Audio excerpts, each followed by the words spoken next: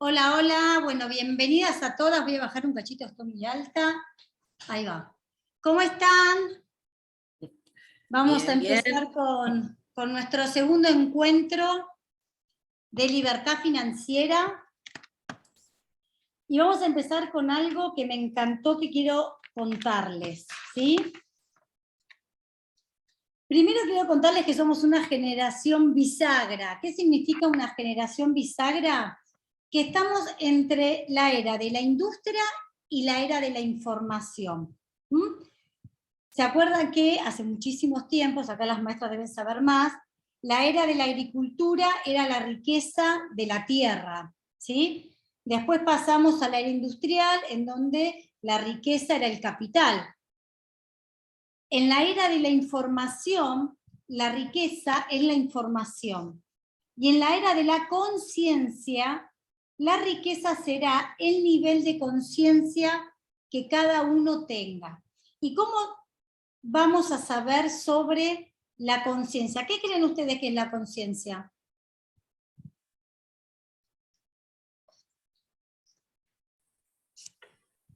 Puede ser que sea lo que uno puede razonar, lo que uno es consciente de que lo está pensando o está actuando, no es de manera inconsciente que no lo puede evitar. O sea, vos sos consciente del movimiento o del pensamiento o de lo que sea. Exacto, que no ¿Puede es algo ser? automático. Claro, exacto. O sea, uno lo está pensando, lo está razonando, sea una acción que va a llevar a cabo, agarrar un cuchillo y cortar carne, lo que sea, lo estás pensando, lo estás haciendo. Exacto. Y dicen, fíjense qué interesante, que dice que el conocimiento es más que la información. ¿Por qué? Porque el conocimiento te lleva, el ser consciente, te lleva a otro nivel. Entonces, disponer de información, porque hoy la información accedemos todas y es totalmente gratuita, todos podemos acceder a la información. Te metes en Google, buscas lo que querés y lo encontrás. El tema no es tener la información, sino tener el conocimiento y la conciencia para saber cómo trabajar o cómo elaborar esa información que vos recibís para aplicarla a los objetivos personales que vos tenés. Entonces, fíjense que el poseer los datos o la información no implica que le des el uso adecuado ni te garantiza que el conocimiento que se posiciona en tu memoria lo vayas a incorporar en tus procesos de pensamiento, ¿sí? Es decir, el hecho que leas algo no significa que lo incorpores, sino esto de volverte consciente de cada cosa que estás haciendo. Entonces, la fábrica, acá tenemos algo que les voy a contar que esto me encantó, ¿sí? La nueva moneda se llama conocimiento, ¿sí? Y las personas van a ser pobres o ricas de acuerdo no a la información, sino al conocimiento que tengan. Y dice que encontró una cita, este autor que me encanta, seguimos con el código del dinero, ¿sí? En donde dice, la fábrica del futuro tendrá solo 2 empleados, un hombre y un perro. El cometido del hombre será dar de comer al perro. El del perro será cuidar que el hombre no toque el equipo. Entonces, la ignorancia es la peor de las pobrezas y conduce invariablemente a una pobreza espiritual y material. Y la pobreza, ¿sí?, tiene que ver con que el hombre no es pobre porque no haya dinero, sino porque el hombre no tiene un sueño y no trabaja o no acciona en función de ese sueño que tiene. Y al no tener sueños, cada vez se conforma más y cada vez su mente es más pobre. Entonces, el nuevo entorno económico requiere de reglas diferentes y vamos a ver sobre eso, ¿sí? Sobre quiénes juegan con las reglas y quiénes se van a quedar fuera de esas reglas. Y es así, ¿sí? Entonces, el concepto de empleo ya es algo anticuado y es algo que ni siquiera va a servir para ganarse la vida. El único problema de ser empleado, ¿sí?, es que cada vez más el precio que se paga por ser empleado va a ser menor. El puesto de trabajo, es decir, el concepto de puesto de trabajo, ha dejado de tener sentido porque no hay un lugar físico donde la persona trabaja. Mary Kay es uno de ellos, ¿no? La globalización, ¿qué hizo? Que el teletrabajo diera como resultado la exposición abierta de la gente que era eficiente y la gente que era inoperante. Porque en una empresa había un resultado, porque la gente iba a trabajar a un lugar determinado. El hecho de que haya un teletrabajo y que la gente trabajara de su casa hizo que las empresas vieran que el 20% de sus empleados hacían el 80% de la productividad de la empresa. ¿Y qué hicieron las empresas? Se quedaron con el 20% de la gente operativamente productiva. Entonces, fíjense que el trabajo de oficina ya es un léxico que va a ir muriendo. El tema del asalariado también, ¿por qué? Porque no se está pagando por salario por el tiempo empleado, sino se paga por trabajo realizado. Entonces, todo esto, ¿sí?, la definición de teletrabajo, la que en verdad simplemente con una computadora, un celular, podemos trabajar tranquilamente, ¿sí o no? ¿Es verdad o no? Entonces, eso es una modalidad emergente de negocio, de trabajo, de contrataciones que están basadas en resultados. ¿Qué es lo que se vino a quedar hoy? ¿Y cómo es esta contratación basada en los resultados? Tiene que ver con la autorresponsabilidad, porque el teletrabajador es más eficiente, está más motivado, ¿por qué? Porque trabaja menos horas, es más autónomo, tiene más vida familiar y es más libre. Goza de menos estrés, menos corbata, menos jefes, menos compañeros pesados que tienen que aguantar, menos desplazamiento. Entonces la empresa se beneficia de costos de estructura, ¿sí?, además de tener mejores resultados. Todos felices. ¿Funciona? ¿Cómo es nuestro trabajo, Mary Kay? Fíjense, Mary Kay en el año 63 trabajaba este concepto de trabajo. ¿Por qué? No tenés jefes, elegís el horario a trabajar, tenés autorresponsabilidad de trabajo, te automotivás, ¿sí? ¿Qué más? Sos autónomo, tenés más vida libre. Entonces, hoy el 70% de las empresas, según el índice IP, el 70% de las empresas ya utilizan este tipo de contrataciones. Entonces, en la era de la información laboral, la seguridad laboral ya no existe. Esa seguridad laboral que teníamos, ¿no?, mentalmente de nuestros padres, no existe. Entonces, un sueldo te puede proporcionar una suma de dinero, sí, por supuesto, hoy, este mes, pero no te puede dar seguridad a futuro. En la vieja economía, los sueldos subían. En esta nueva economía, los sueldos bajan. ¿Por qué? Porque cada vez hay más demanda, ¿sí?, y hay muchas más personas para actividades de menor valor, pero no de menor valor del ser humano, sino porque hay tanta demanda de trabajo, por lo que hablábamos de la ignorancia, de esto de la pobreza, de no tener la educación adecuada, que los que necesitan, las personas que realmente necesitan de personal que esté capacitado, lo pagan. ¿Por qué? Porque saben que tienen ese valor agregado. Entonces, ¿qué soluciones aportan los gobiernos? Esto me encantó y se los quiero contar. Los gobiernos lo que hacen conceden subsidios, lo cual es una política de compasión. ¿Qué significa? Pan para hoy y hambre para mañana. Son programas que mantienen al pobre en la pobreza. las personas, si son inteligentes, lo que pueden hacer con esos programas, utilizarlos como herramientas para aprender un oficio, para crecer, para aprender, pero fíjense en que dependen de qué, de la autorresponsabilidad y de lo que quiere cada persona. Entonces, lo que dicen es que en realidad los subsidios, ¿sí?, no vencen la pobreza, pero si uno en esa etapa puede aprovechar esos recursos para poder aprender, crecer, ¿sí?, son válidos. Entonces, la seguridad laboral, el trabajo de oficina, el puesto de trabajo, el retiro garantizado, la asistencia médica garantizada, la obra social, ¿no?, el empleo fijo, son conceptos que cada vez se hacen más borrosos y que van a tender a desaparecer, ¿sí?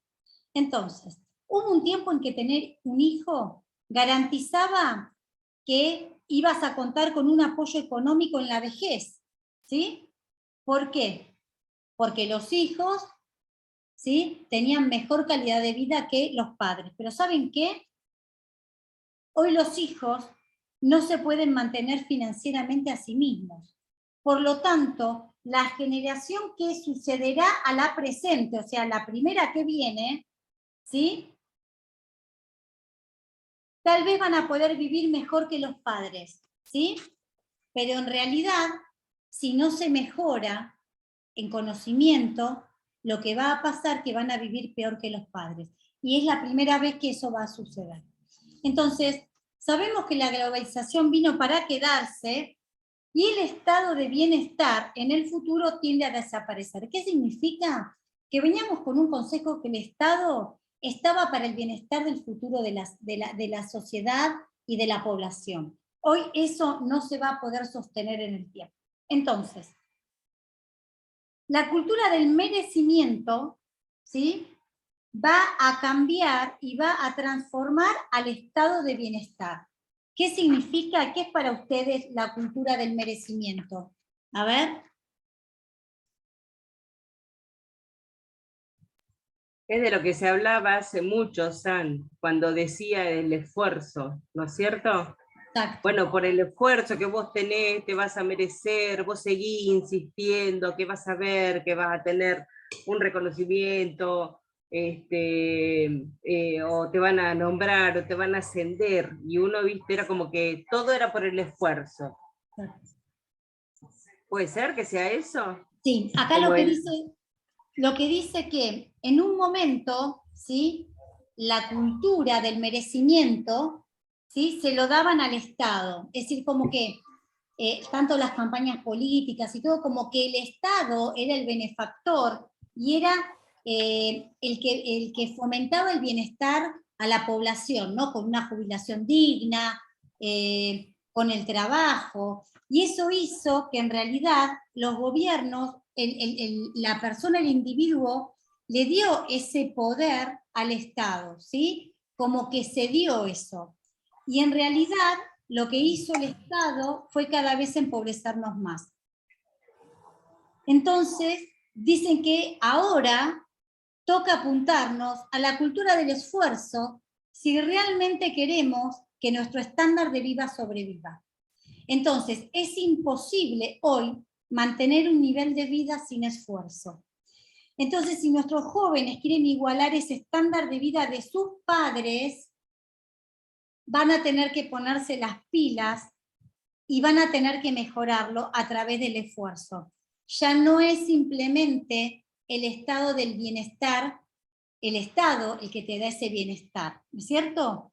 Entonces, acá aparece lo que dice que vamos a afrontar una guerra económica, creo que ya la estamos afrontando a nivel global, ¿no? Y lo que piden es que para que este esfuerzo se haga, tenemos que abrir nuestra conciencia, ¿sí?, y pedir ese esfuerzo que hicieron nuestros padres, tener que hacerlo hoy nosotros. O sea, todo ese esfuerzo que hicieron nuestros padres para que supuestamente nosotros los hijos no tengamos que hacer ese esfuerzo, bueno, hoy nuestros hijos, si quieren tener todo eso que tuvieron nuestros padres, tienen que volver a tener ese esfuerzo. Pero ¿saben qué? Lo primero que tenemos que hacer es que el Estado no se va a hacer cargo de las personas.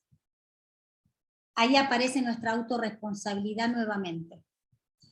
Y la solución, que no va a provenir del Estado, sino que va a provenir de nuestro coeficiente de inteligencia financiera. Y acá es donde entra todo este tema que estamos trabajando, que tiene que ver que la globalización es traumática, chicas, es para todo, porque es algo nuevo, es algo diferente, y no es solo para Argentina, chicas, es para España, es para Europa, es para Asia, es para todos. Entonces, hoy hay economías en recesión y hay economías emergentes. La cuestión es en qué te vas a convertir vos, porque hoy no depende del estado en donde estés viviendo, sino depende de cómo vas a manejar tu economía personal emergente y dejar de tener una economía en recesión. Entonces, la primera pregunta sería, ¿en qué estado de economía personal están?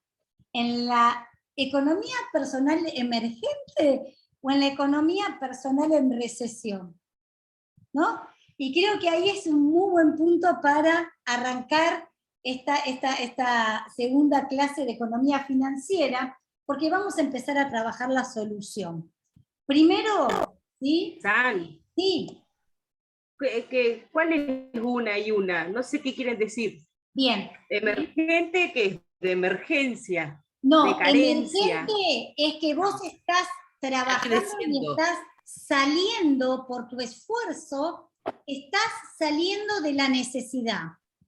Es decir, la economía emergente personal es cuando vos tenés en cero tus números en deudas, o sea, no tenés deudas, y estás trabajando para empezar a generar un ingreso que te va a permitir vivir con la calidad de vida que vos querés. Eso es lo que llamamos una economía doméstica personal emergente, que está emergiendo, que estás nivelando tus números para empezar a crecer. Y la economía personal en recesión es cuando venís con los números en rojo, querés salir de esos números rojos, te nivelás un cacho y volvés de nuevo al número rojo, y estás en esa zona de que no podés salir. Entonces, primero definir eso. Segundo es, ¿estás dispuesta a emplear el esfuerzo que hicieron tus padres, que hicieron para tener lo que vos tenés? ¿O no? ¿No? Las que estamos a veces que recibimos cosas de los padres. ¿Volver a hacer ese esfuerzo? Entonces, ¿alguna quiere contar algo? ¿En qué situación se encuentran, tal vez? No hay una intermedia, ¿no? O es blanco o es negro acá. O Es que en estás realidad sin no va a deuda haber. emergiendo o estás en rojo. O sea, no hay un proceso de transición. Tiene que Sí, haber un proceso. hay Bueno, un yo proceso. estaría en proceso de transición, porque tampoco es todo negro acá.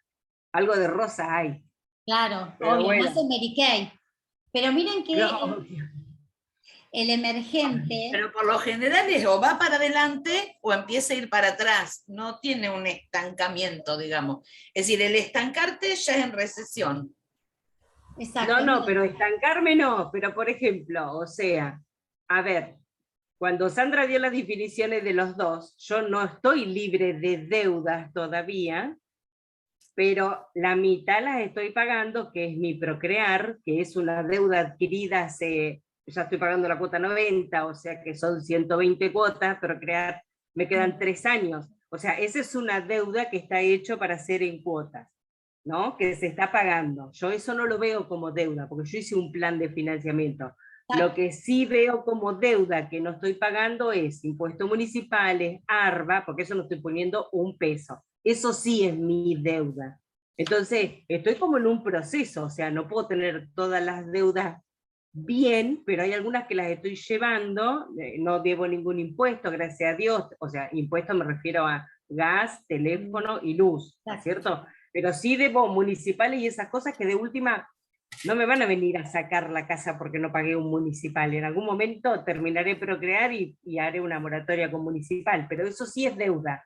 ¿Me Bien, entendés? pero no Pero es bueno, una deuda, una cosa es una deuda, porque ahora vamos a hablar, porque hay endeudamientos que son positivos y endeudamientos que son negativos. Por ejemplo, el crédito que vos estás pagando es un endeudamiento positivo, porque vos te estás exacto. capitalizando. Ahora lo vamos a ir viendo cuando empecemos a definir financieramente y a dividir un poco qué son porque hay, a ver, yo también saqué un crédito, por ejemplo, para pagar el tema del crédito del lote, ¿no? Porque yo ya quería cerrar, entonces, es una deuda, pero no es una deuda Que no, eh, claro, que no la estás, no es una deuda que la tenés porque no la estás pagando. Es una deuda donde vos la adquirís positiva.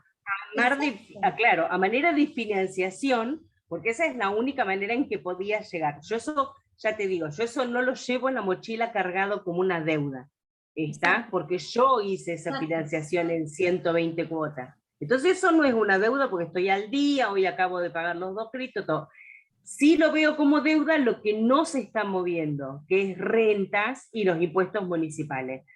Y bueno, el día de mañana la moratoria será caldosa, pero bueno, eso es, o sea, es como, vos decís, bueno, a ver qué hago, o me preocupo de hipotecario, que el banco sí me va a hipotecar la casa, o me preocupo de los impuestos municipales, que eso sé que moratorias salen continuamente, Arba no me va a venir a echar de mi Pero casa, eso es creo. tener la conciencia, Pau. O sea, yo creo que en realidad eso que vos estás contando es mentalmente, vos estás trabajando de manera consciente, ¿sí?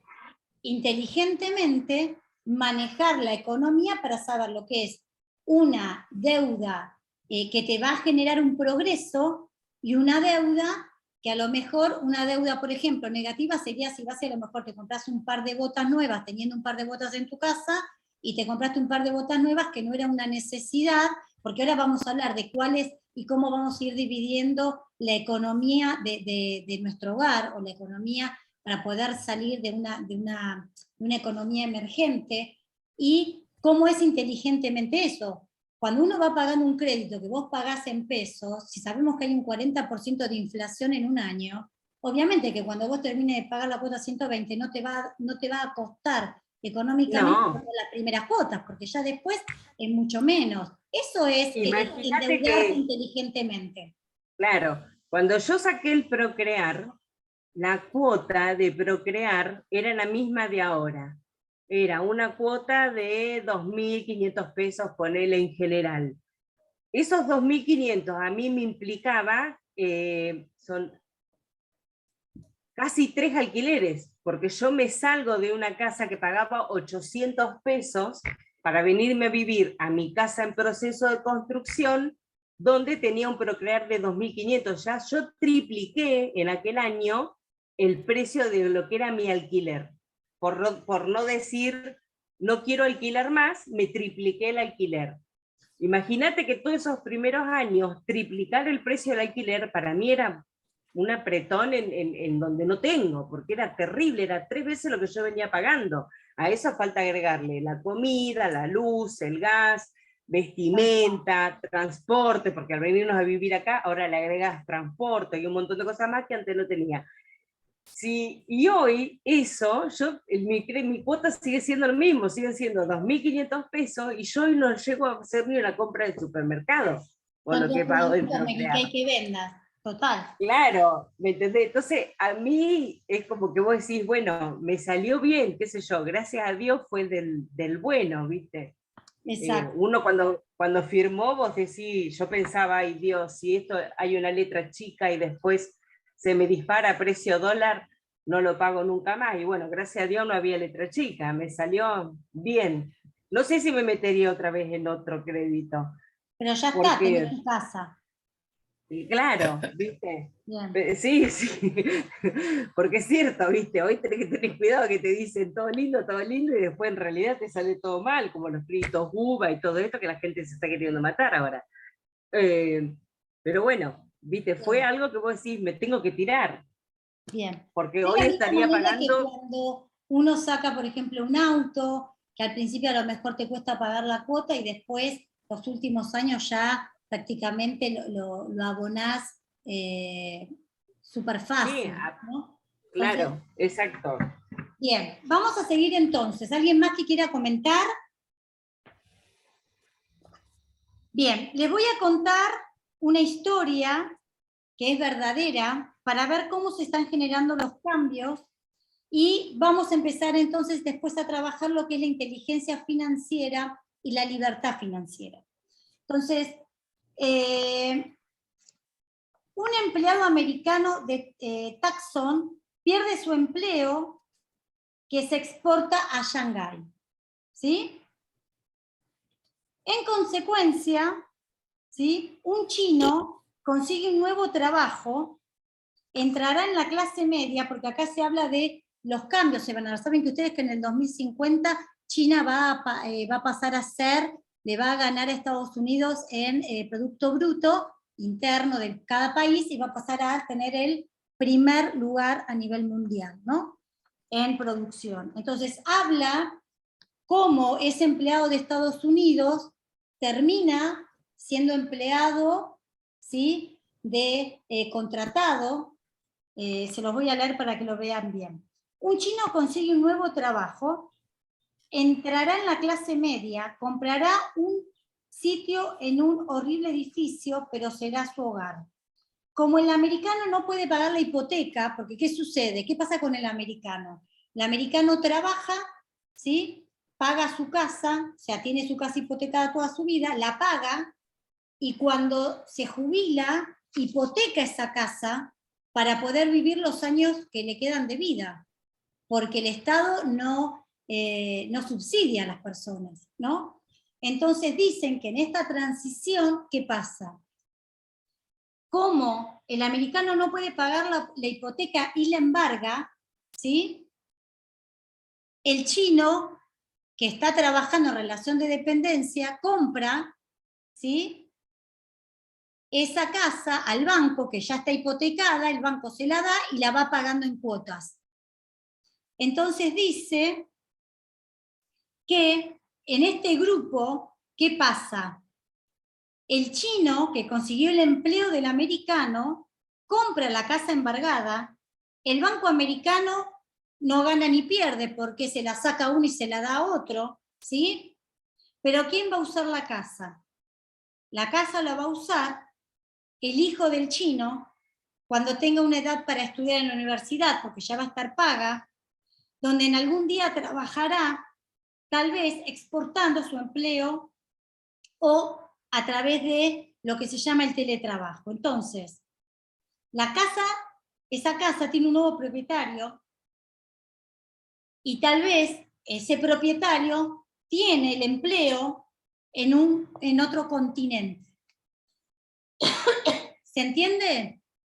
Es decir, la persona, el chino que compró la casa, trabaja a lo mejor de forma virtual en China, vive en Estados Unidos, pero dejó sin trabajo al norteamericano.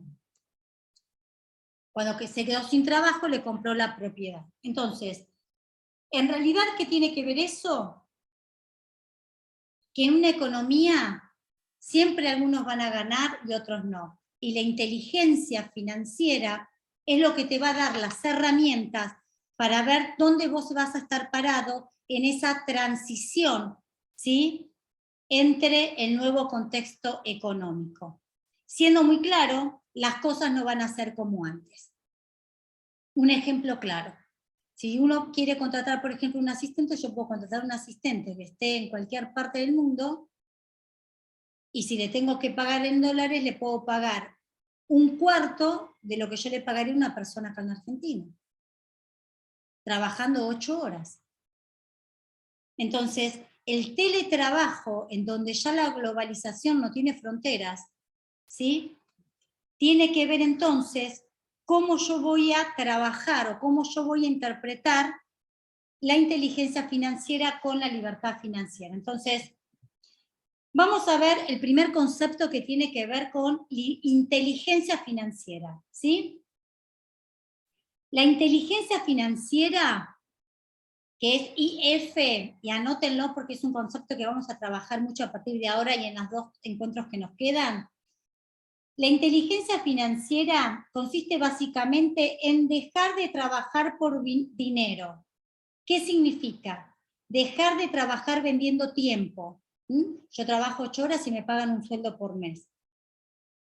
La inteligencia financiera es dejar de trabajar por dinero y crear un sistema de ingresos múltiples que trabaje para mí. En resumen, la inteligencia financiera consiste en dejar de levantarse cada día para ir a trabajar en un empleo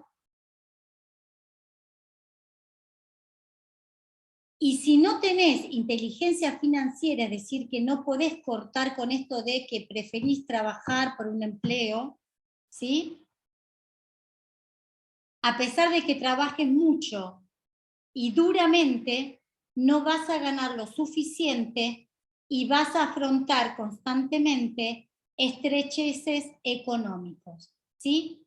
Un empleo no tiene nada de malo, salvo que la mayoría de las personas no desean ser empleados, ¿sí? Entonces, si uno desea ser empleado, no estamos en Mary Kay, no coincide el sistema que tiene nuestro negocio si queremos ser empleados. ¿Estamos de acuerdo hasta ahí?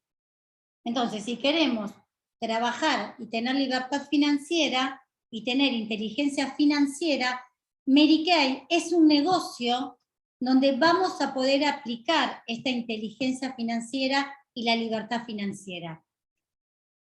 Entonces, vamos a decir que la inteligencia financiera es la capacidad de diversificar los ingresos. ¿Y qué creen que es ustedes diversificar los ingresos? ¿Que proviene de un solo lado? No, de varios. De varios. Es decir, yo puedo trabajar a sueldo o con un sueldo y es un ingreso. Pero ¿cuándo yo voy a poder tener esa libertad financiera? Cuando emprenda. Cuando emprenda. Como decía Gabriela Bello, es tener una gallina que ponga huevos en diferentes canastas. ¿Sí? Gallinas que pongan huevos en diferentes canastas, porque si se me muere una gallina, ya no voy a tener que me dé huevos. ¿Y yo qué hago? Entonces, muchas personas esperan, como les falta esta inteligencia financiera, y ahora vamos a ver en qué consiste la inteligencia financiera, muchas personas esperan que el gobierno resuelva por ellas sus propios problemas financieros, con lo que están sometidos a su poder personal y su libertad al control del Estado. Entonces, la libertad financiera, una cosa es la inteligencia, ahora estamos viendo la libertad financiera, no tiene que ver con la cifra de dinero, sino con el tiempo que vos tenés. Entonces, la libertad financiera se mide con los meses que podés seguir manteniendo tu mismo nivel de vida si dejas de trabajar. ¿Se acuerdan que eso lo estuvimos hablando en la clase pasada? Si tuvieras hoy que dejar de trabajar, ¿cuántos meses te podrías bancar económicamente? Entonces, la libertad financiera no tiene que ver que seas multimillonario y que andes con un Rolls Royce por la calle, ¿no? de tu barrio. Tiene que ver con cuántos meses vos podés dejar de trabajar y te podés seguir manteniendo con tu mismo nivel. Entonces dice que lo básico del mundo, de todo el mundo, lo básico, primer piso, es que vos puedas tener de 6 a 12 meses cubiertos, ¿sí? Entonces el primer objetivo para la libertad financiera es que vos tengas una reserva de dinero que te permita vivir un año, si vos no podés trabajar por un tema de salud o por otra cosa, que vos tengas esa reserva, ¿sí? Entonces, las personas inteligentes financieramente se programan para obtener ingresos variables mayores cada año. Y esto tiene que ver con tu mente, ¿sí? Y la mente dice que no pongas límites a tus ingresos. Si en tu mente hay límites de ingresos, no vas a poder llegar a la libertad financiera. ¿Quiénes son los que pueden lograr la libertad financiera? Los emprendedores. ¿Por qué? Porque los emprendedores tienen una manera de pensar. ¿Cómo? Los emprendedores piensan en los ingresos anuales que quieren obtener. Esto es Estados Unidos, ¿no? Por eso lo hacen anuales, porque no hay inflación. Nosotros que estamos acá en la Argentina y tenemos inflación, tenemos que pensarlo a 3 meses máximo, ¿sí? Entonces podemos planificar al año, pero tenemos que ir ajustando, ¿no? La tasa por el interés, por la devaluación de nuestra moneda. Entonces, podemos, ¿sí? Los emprendedores aplican un número mensual de lo que quieren ganar, ¿sí? Y después se programan para lograr esa cifra. Entonces, muchos se programan cifras bajas, ¿sí? ¿Por qué? Porque en su mente tratan de ganar lo menos para no salir de su zona de confort. Y la zona de confort tiene que ver con el esfuerzo de lo que hablábamos al principio. No hay que tenerle miedo al esfuerzo. El esfuerzo es nuestra capacidad de inteligencia de forma consciente, porque vamos a ver en dónde vamos a aplicar ese esfuerzo para duplicar y triplicar nuestros ingresos. Entonces, fíjense, el promedio es que el 30%, ¿sí?, de las personas, ¿sí?, tienen 30% menos de lo que podrían cobrar porque les asusta una cifra mayor. Es decir, que el 30% de las personas podrían estar ganando muchísimo más y no lo obtienen simplemente porque no se programan para tenerlo. Y no estamos hablando de la metafísica, ¿no? Estamos hablando de un economista en donde te dicen que para tener inteligencia financiera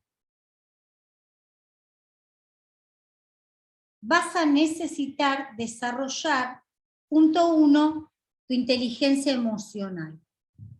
Fíjense en lo que es el universo, que este mes la directora nacional va a dar un taller de inteligencia emocional en 2 clases los días miércoles a las 3 de la tarde.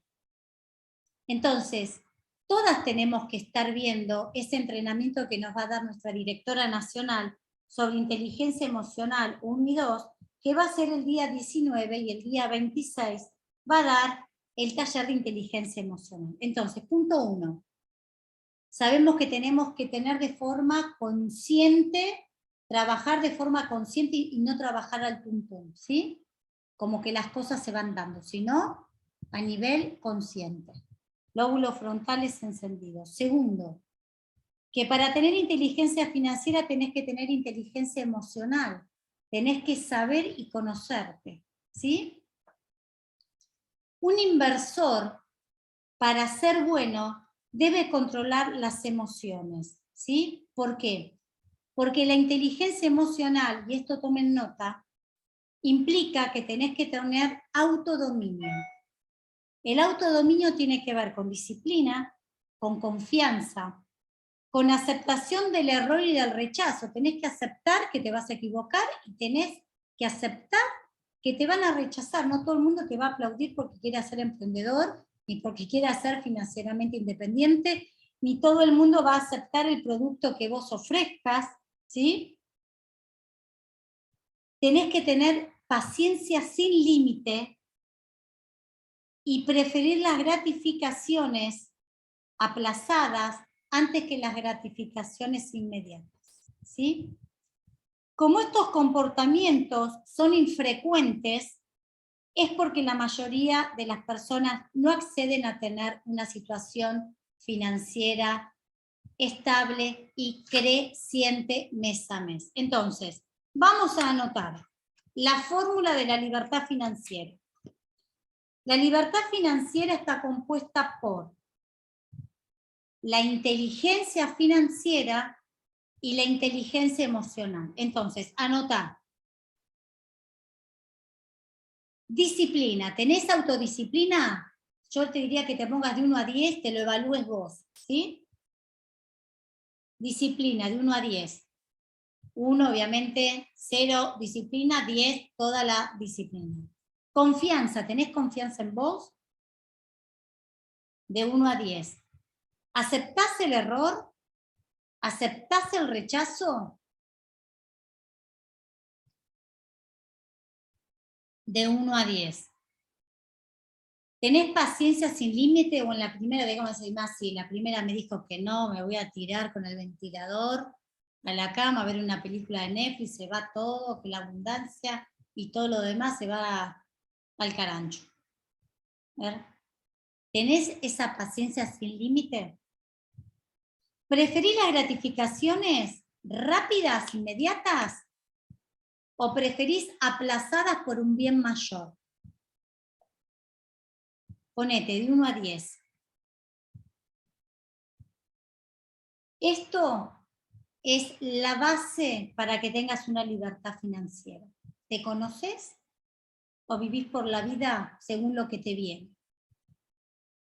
Entonces, libertad financiera es igual a inteligencia financiera, que ahora vamos a trabajarlo entre hoy y el próximo lunes, y la inteligencia emocional, ¿sí? Entonces, ¿dónde estás? ¿Vos crees en la suerte o crees en la inteligencia para poder llegar a la libertad financiera? ¿Qué es la inteligencia? Es simplemente saber y tener la aptitud y la actitud para lograr aquello que querés. Y esto lo trabajamos mucho en Mary Kay, ¿no? No es creo que un concepto nuevo. Entonces, el punto clave es tener la aptitud, no es lo que sabés, la aptitud es esta inteligencia emocional. Y la actitud tiene que ver con saber quién sos. ¿Ustedes se conocen? ¿Saben quién son ustedes? ¿Saben las cosas que ya las ponen de mal humor? Los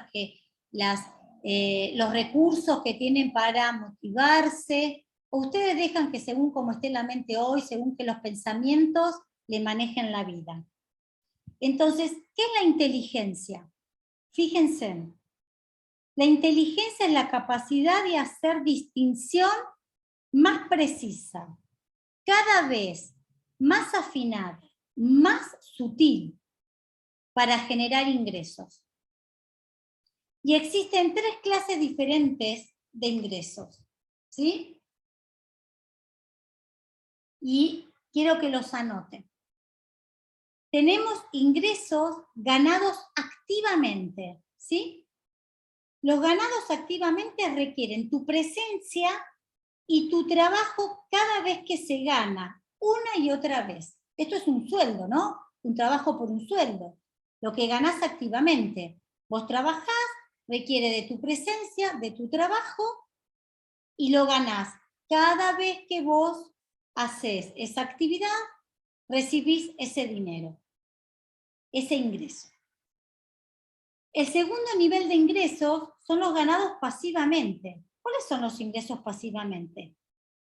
Los que requieren tu presencia y al trabajo al principio, pero después se va produciendo casi automáticamente. Y a mí acá, ¿quiénes me aparecen? Mis clientas, ¿sí? ¿Por qué?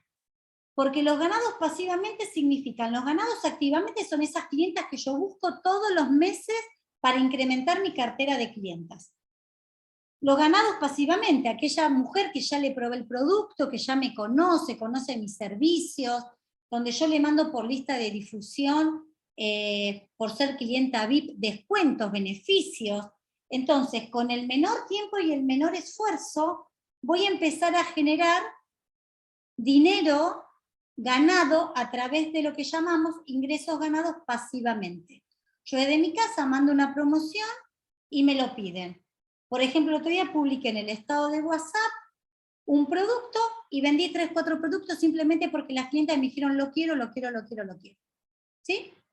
O le mando a la lista de difusión de mis clientas un producto por servir y me piden, pongo la humectante y me piden la máscara u otro producto. Bueno, esos son los ingresos ganados pasivamente, ¿sí? Que al principio requirió de mi esfuerzo y mi presencia, pero que después requieren menos actividad. Y los terceros, el tercer ingreso, es el ingreso ganado por inversión.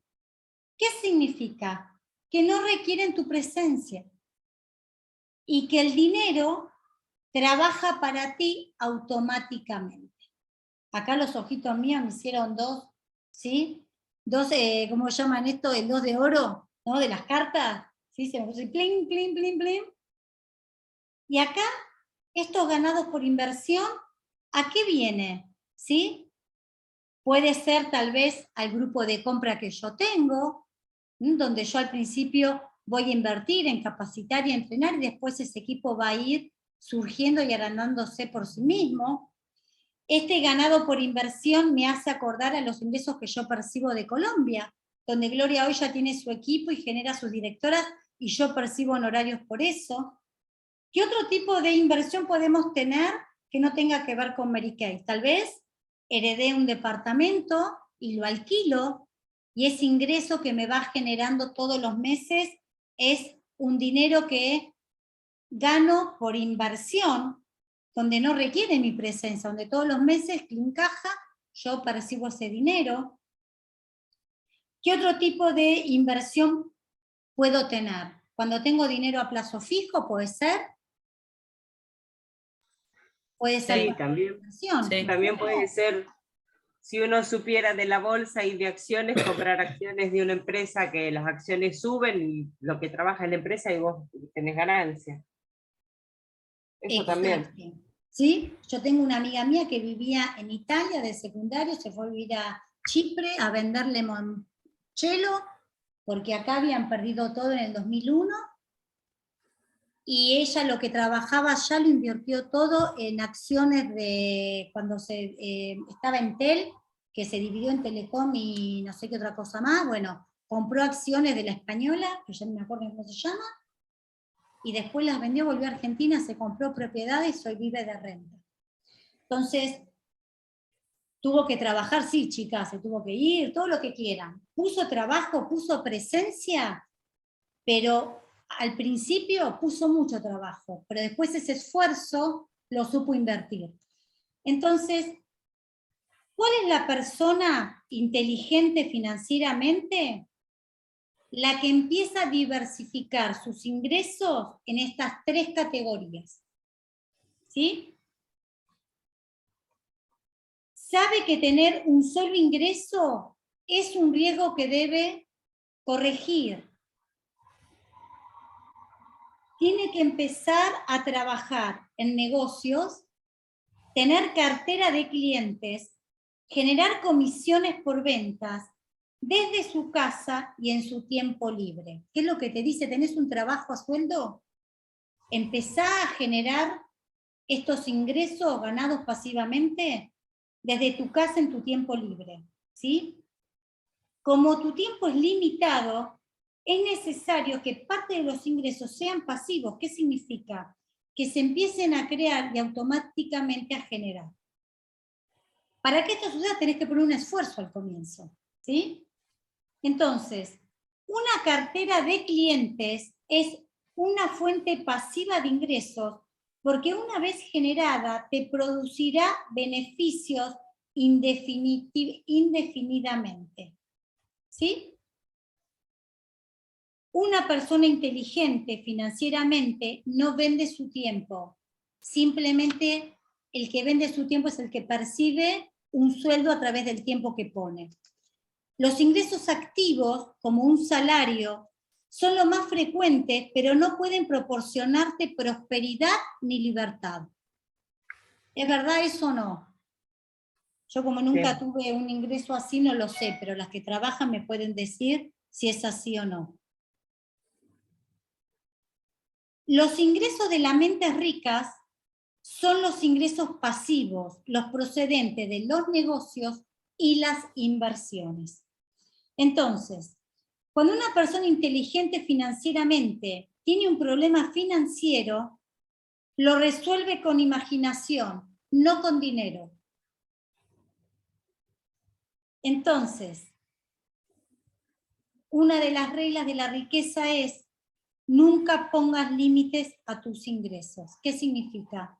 No te conformes con ese sueldo que tenés seguro, no te conformes con lo que ganás día a día en esa sola actividad que estás realizando, sino que incrementa tu cartera de clientes, genera, no tengas 10, 20 clientas, tenés tus 100 clientas cada 3 meses, eso sería lo ideal, tener 100 clientas nuevas cada 3 meses, porque cada 3 meses vas a ir incrementando la reposición de clientas, vas a ir ampliando tu cartera de clientas, vas a tener inicios y vas a empezar a cobrar las bonificaciones del 12%, y por qué no, las bonificaciones de tu grupo de compra, puede ser ese valor para que vos te compres dólares todos los meses y te los ahorres y empieces a tener esa libertad financiera que tanto querés y buscas.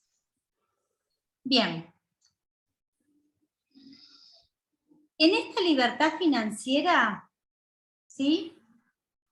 Lo primero que quiero decirte, que esta mentalidad de trabajar 8 horas de forma convencional tiene que ver con un legado anacrónico de mucho tiempo para medir resultados por volumen. ¿Sí? Es una fórmula donde todo el mundo trabajar 8 horas, ¿no? Trabajar 8 horas te pagan tanta plata. Esa forma de cobrar que vos tenés por 8 horas de trabajo es lo que hace imposible que te aumenten, ¿sí?, el nivel de plata. Por eso cada vez los sueldos te rinden menos. ¿Por qué? Porque esas fórmulas hoy a nivel económico son imposibles de mantener. Las nuevas economías no te pagan por hora, sino por resultados. Entonces, cuando te pregunten a qué te dediques, no digas lo que haces, sino los resultados que obtenés.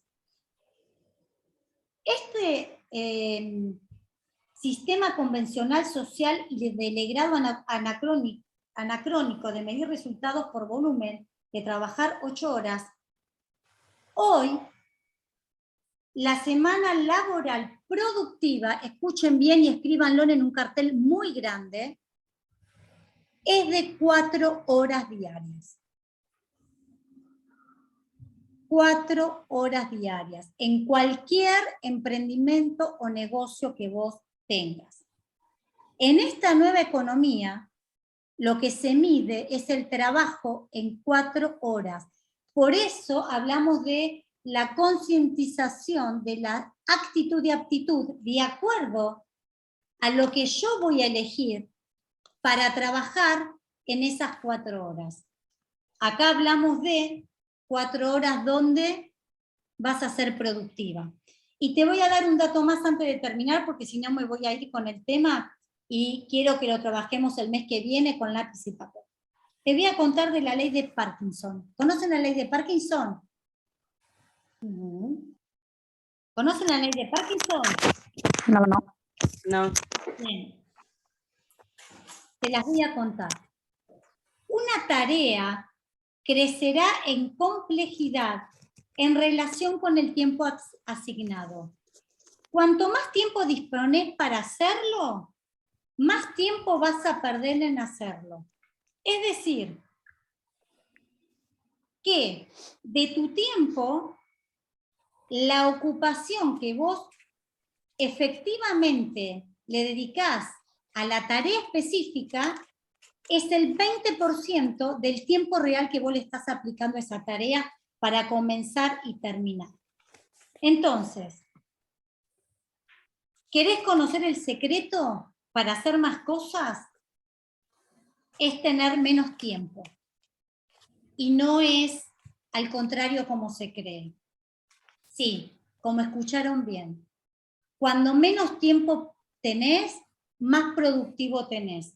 Porque cuanto más largo es el tiempo que tenés para hacer esa tarea, más tiempo te va a llevar. Doy fe de eso. Doy fe, dice Graciela Navarro. Bien.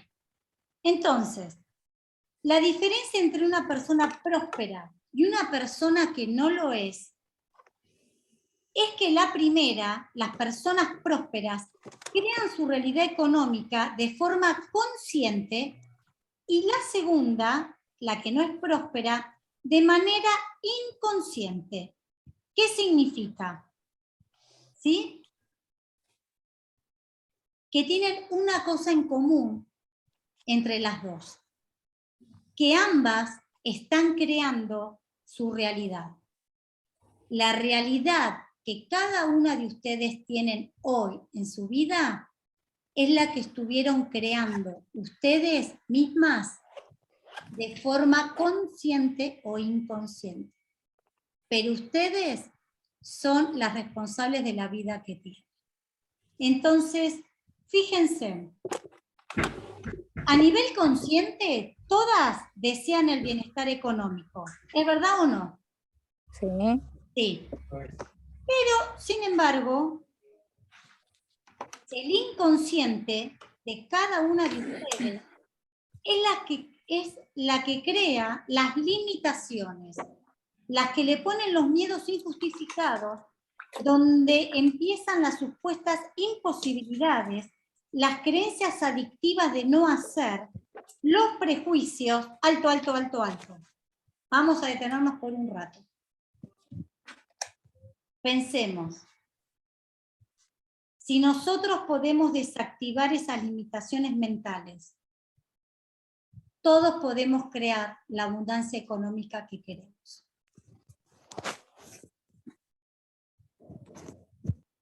Cuando una persona se emplea, está aniquilando el intelecto por un sueldo. En cambio, un emprendedor, aunque esté trabajando por un sueldo, se pone a trabajar y pone su mente a trabajar para él, pues considera que su mente es su caja de caudales. Entonces, hoy sabemos que nosotras creamos nuestra propia realidad de acuerdo a lo que pensamos. La inteligencia emocional y sobre todo las limitaciones que sean traídas, ¿sí? Como digo yo, heredadas. Pero las quiero, no sé si se repitieron o no, ¿sí? Para mí me motiva mucho porque me hace feliz saber que la vida que yo voy a tener, que tengo, está creada por mí y que nadie me va a impedir que yo crezca, salvo yo misma. Y ahí es donde yo empiezo a buscar esos recursos para empezar a trabajar de forma consciente mis limitaciones, como las tenemos todos. Entonces, hasta acá llegamos con esta parte. Vamos a empezar a trabajar la próxima, la inteligencia financiera aplicada, cómo vamos a aplicar todo esto que vamos conociendo. Y acá vamos a empezar a trabajar lo que hablábamos con Paola y con ustedes, sobre cuál es el ingreso óptimo y el ingreso pésimo, ¿sí? Y vamos a empezar a hablar cómo uno se puede endeudar inteligentemente para generar dinero, porque uno puede generar dinero aunque no tenga el dinero en las manos, ¿sí? Bien, hasta acá vamos a dejar nuestra segunda